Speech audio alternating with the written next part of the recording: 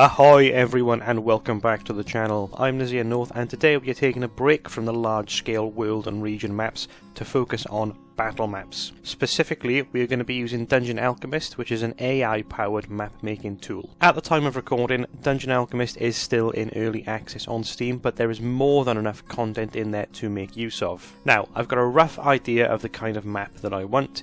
A jungle style temple with some classic dungeon rooms and corridors. I've made plenty of maps in Dungeon Alchemist before, but they were all built by hand, not really using the built-in AI tool. But the test for this video is really about speed and convenience. With a fairly simple map concept in mind, how much of the legwork will the AI do for me, and how much tweaking and customization am I going to have to do myself? In other words, does the AI element of Dungeon Alchemist save me time as a game master? Let's find out. Beforehand, I drew out a pretty basic plan for the dungeon, just as a little sketch. Nothing too complicated, it's just so I have a basic template to follow at least. So I know I'd like a jungle theme, automatic vegetation, maybe a river. Let's see how that looks.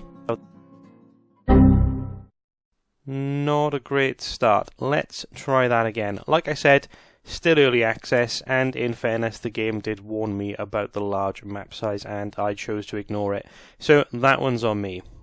Okay, that's better. Here we are. Let's make a start. We have quite a big canvas to work on, so let's dive straight in. So for those of you who are unfamiliar, the way it works is you can just choose a room type you want, plop that down, and there we go. Dungeon Alchemist, the AI just fills the room with objects that it thinks belongs there and puts them in a sort of position that makes sense. So we'll try a couple of these out. I think that's the one that I want, that temple style for the map that I'm going to build here, so we'll stick with that one for now. Starting off, we want a narrow entrance coming in from the jungle. It has put the door on the wrong side, but we can come back and fix that later on. So now for the foyer, the entry room, this is where I want to put some kind of gargoyle or statue, some initial trap as the end of the dungeon. Corridor off to the right, and the first chamber. You can see, again, that one with the pillars. Dungeon Alchemist is putting those objects in there for me. Based on the theme and the style of room that I've chosen,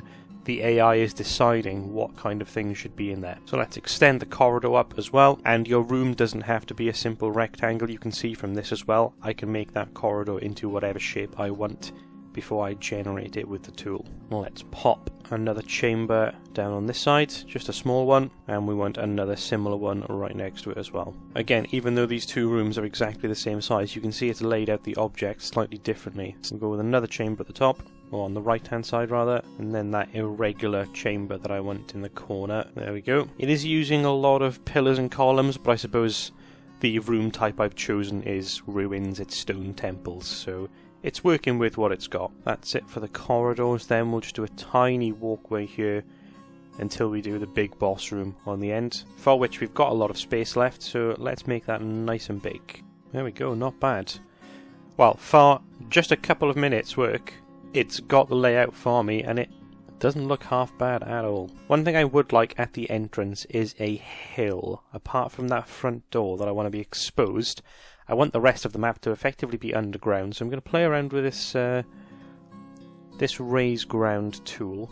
It does lift up all the vegetation and stones with it as well. We'll come back to that. I think that looks okay. Now let's just move some of these rocks that got lifted up. And I think what I'll do is clear some of the assets from the front, so there is a little bit of a path winding up towards the entrance. Okay, and then because I want the rest of it to effectively be underground, I'm going to get rid of all the trees and things.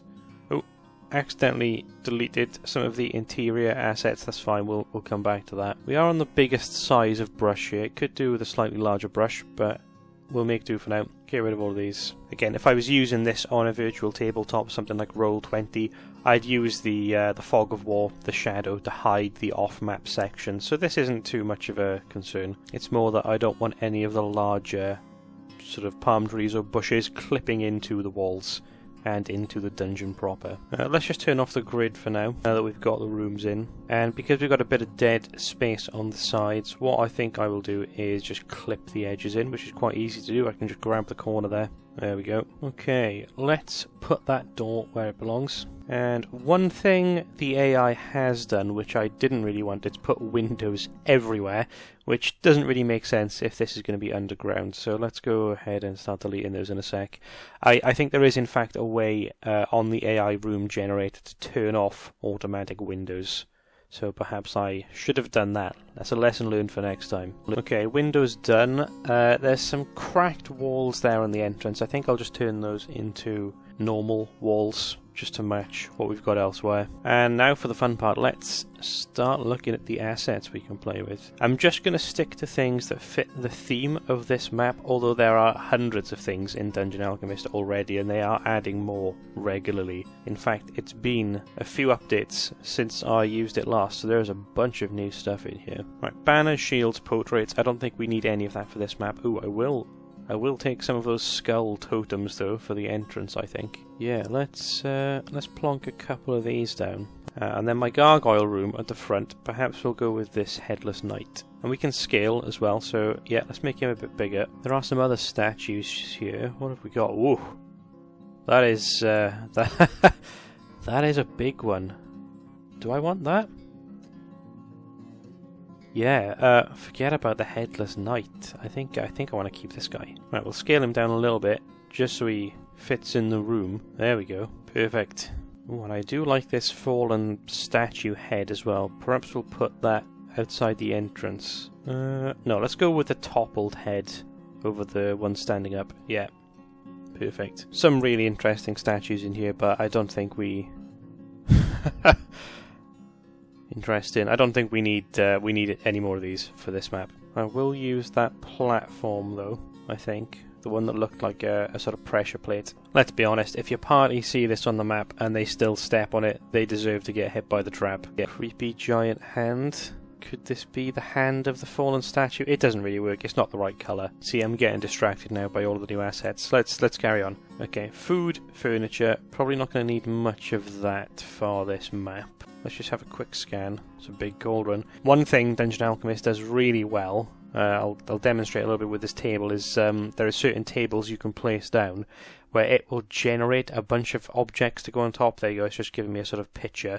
But you could take, say, a dining table, place that dining table down, and the AI will fill that table with just an assortment of food and plates and knives and forks and things. Really, really useful if you're building out a tavern or a house or a map like that. Not so useful for me for this map though. Okay, moving on to this chamber, let's put a couple of torches down, because we are going to do a day and night screenshot of this map, so the lighting will look better at night. I'm going to move the vegetation out of these deeper rooms. That one could go there, because there's some sort of roots coming down from the ceiling, that's fine.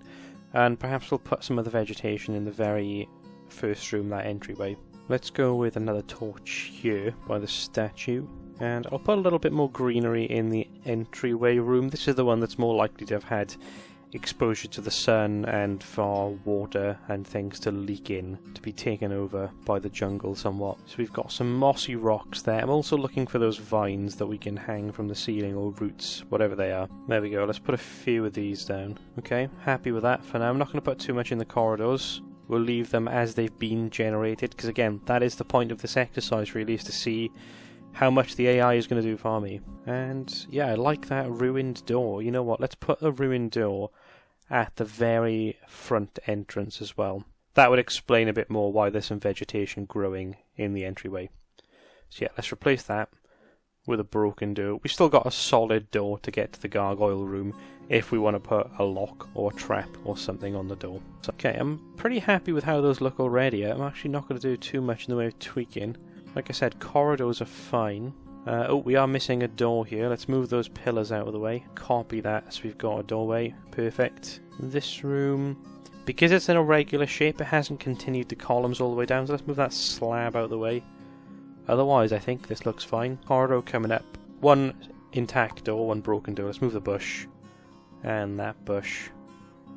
I quite like the double row of columns. They're pretty uniform, and he's got some rubble in the middle of the room as well. Now, is there anything we want to add? I quite fancy some kind of big platform, some big central platform perhaps, that the the boss would be standing on, or that the treasure is on, you know, some central feature to the boss room. Let's take a look to see what we can use. Even though there are stairs in the game already, I'm fairly sure that at this point they're still cosmetic.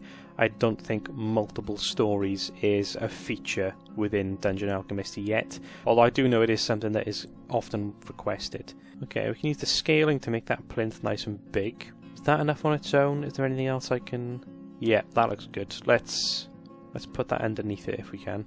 Okay, I'm happy with that. Let's just add a couple more bits and pieces to the middle of this map. I like that stone archway. Maybe we'll put down some... Yeah, we'll just throw down a few more sort of broken slabs as well. And do we have... Is there a... Yeah, broken wall that matches the theme. Let's put that into. Oh, we've got some interesting pieces here. Pits and things. Do I want to use any of these? They don't all quite fit the aesthetic that we're going for with this map. That's the only problem. Well, I do like this pool though. I wonder if we can fit that in the top chamber. Yes, let's do that. Let's add that in. I like that. And I really do like that ritual circle, so perhaps we'll put one of these in the boss chamber. You know what? I'm going to put one on each side. Why not? They look very cool. One thing I'm always asking myself as I build up my maps is, are there options here for the players and the monsters? Is there cover? Are there obstacles? Are there dynamic elements of the environment that they can interact with? That's always important. That's the difference between a big empty square boring map where players and monsters just take it in turns to hit each other, to something where they can run around, they can jump, they can climb on things. There are things to interact with. What you really want to do when you're map building is just give players a chance to improvise. And the same goes for you as well. When you are playing the monsters as a GM, if you see an opportunity to do something creative, you should be able to do that as well. And the way you design your map can help enable that behaviour. Okay, so I'm pretty happy with where we are. This has not taken long at all, and even though it's a fairly basic map, I'm pretty happy with this. Oh, so this is new. Okay, so we can add a windrows on. Make that a bit bigger. Oh, not too big. Oh, and we can add labels now as well. Okay, I hadn't really thought of a proper name for this map yet. Let's just call it Hidden Temple, because this is just a test after all. Turns out I don't know how to spell temple. And we can do a frame as well. Brilliant. Okay, let's do 2 exports then. Let's take a day and a night version. Okay, there we have it. Quite a short video, I know, but just a bit of a demonstration of what we can do with Dungeon Alchemist. I may do a few more videos on this again in the future. If you'd like to see more, let me know in the comments. And if you've watched the video and enjoyed it, please remember to hit that like button and also subscribe to the channel to stay up to date on my new videos as well. That's it for this one. Cheers, guys.